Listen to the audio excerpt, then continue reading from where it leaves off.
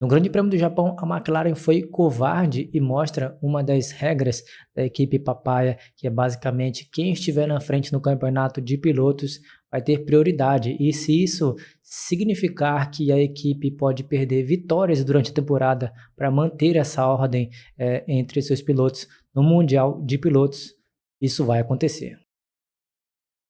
Olá, meus amigos fãs de Fórmula 1, sejam todos muito bem-vindos ao Resenha Motor. Pois bem, que o Grande Prêmio do Japão foi uma corrida ruim, todo mundo já sabe, quem viu, viu. Ah, mas o Max Verstappen venceu a corrida de ponta a ponta, segurou no braço com essa carroça que é Red Bull e tudo mais, ok. Inclusive, no meu vídeo sobre a corrida, eu falei que o Max Verstappen foi brilhante, né? E realmente ele foi brilhante.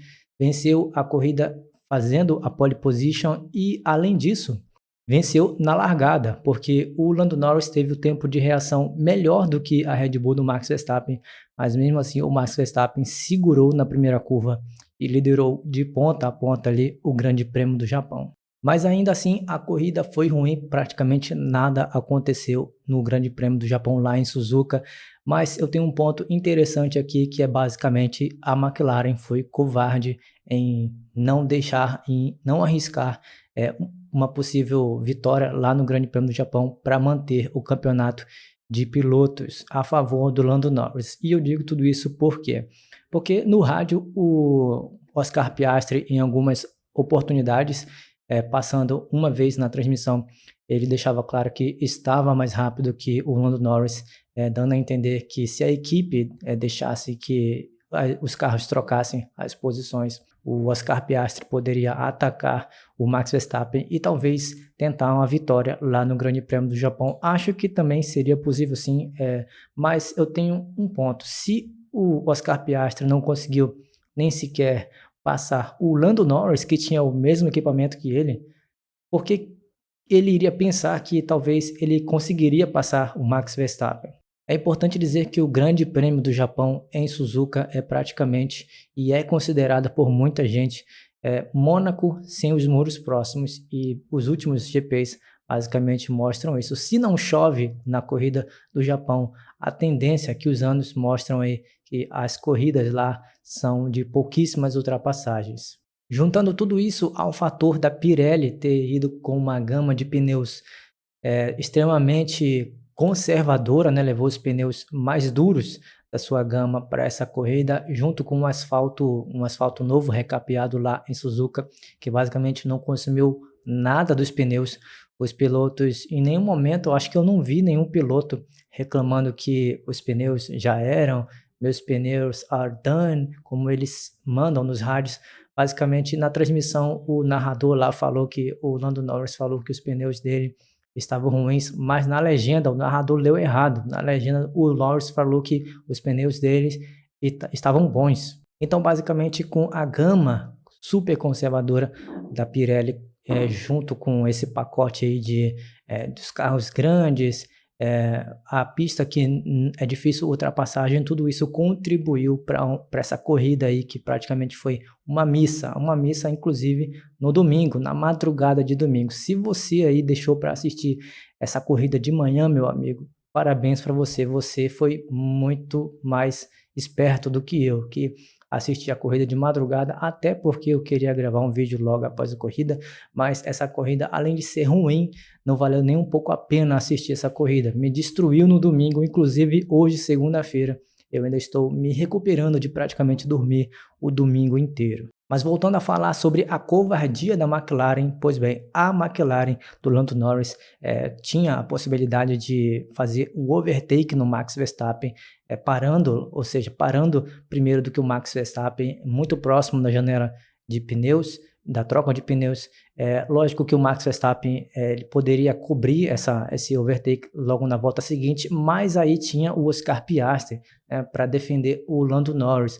E também poderia usar o Lando Norris para possivelmente vencer a prova com o Oscar Piastri, deixando o Oscar Piastri um pouco mais de tempo ali na pista. Ou então deixar o Oscar Piastri na pista para quando o Lando Norris e o Max Verstappen chegassem no Oscar Piastri atrapalhasse o Max Verstappen, e aí o Lando Norris teria uma chance, né, uma grande chance de ultrapassagem na Red Bull. Mas dentro do cenário que foi apresentado na corrida, né, Max Verstappen e o Lando Norris cobrindo o overtake, se defendendo ali da parada do Oscar Piastri, a posição na pista dos líderes da prova se manteve a mesma, né? Max Verstappen continuou em primeiro, Lando Norris em segundo e o Oscar Piastri em terceiro.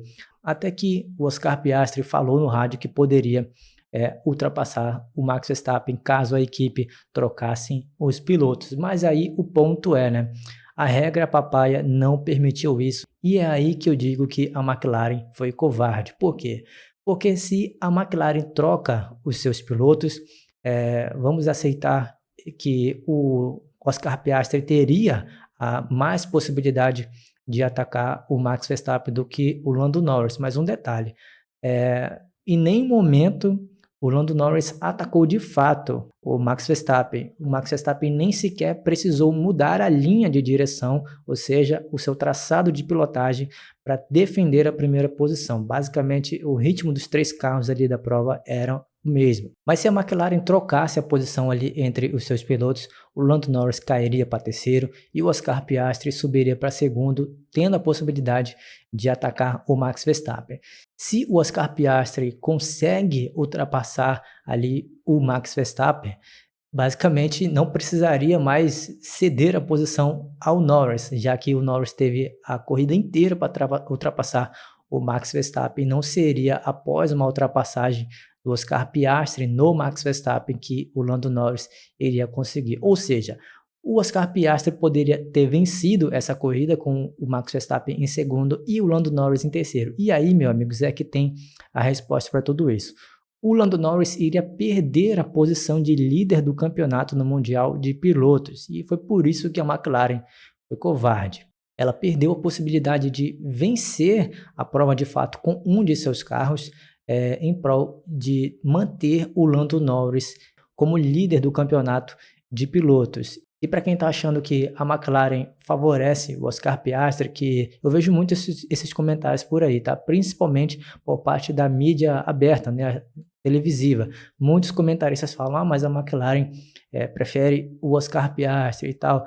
Mas o rádio, né, lá no Grande Prêmio da Austrália não mostra bem isso, né? Favoreceu o Lando Norris. E agora também no Grande Prêmio do Japão favoreceu o Norris também para manter a liderança no campeonato de pilotos. E é basicamente isso, a corrida não teve mais nada, né? A corrida foi chata do jeito que vocês viram aí, tem gente que vai discordar, mas a corrida foi boa porque o Max Verstappen venceu com o terceiro carro, a terceira melhor força, não sei o que, segurou no braço, tudo isso daí. Eu já falei que a vitória do Max Verstappen foi brilhante, mas não apaga o fato da corrida ter sido ruim.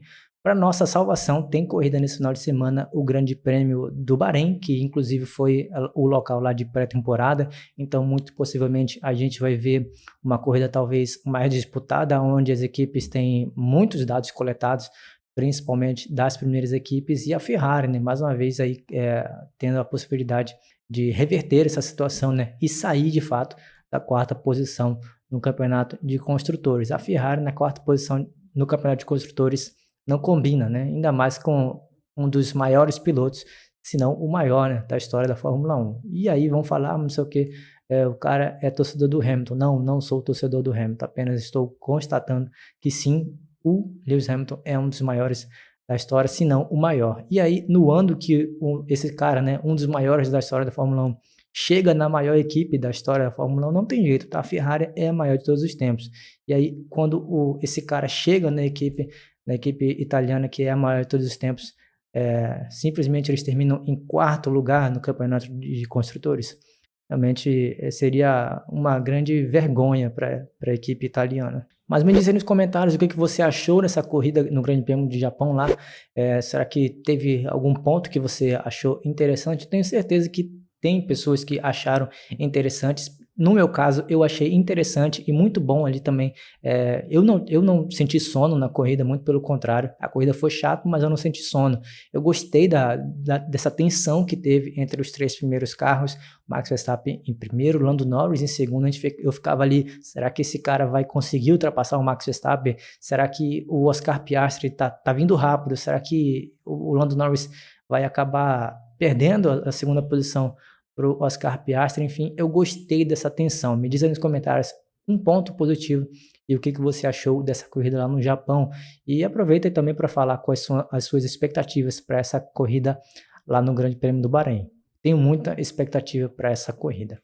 Se você gostou desse vídeo, não se esquece de deixar o seu like, se inscreve também aqui no canal, vídeos novos todos os dias com informação, opinião e debate, é claro, com a sua participação nos comentários. Nos vemos no próximo vídeo, forte abraço, fui!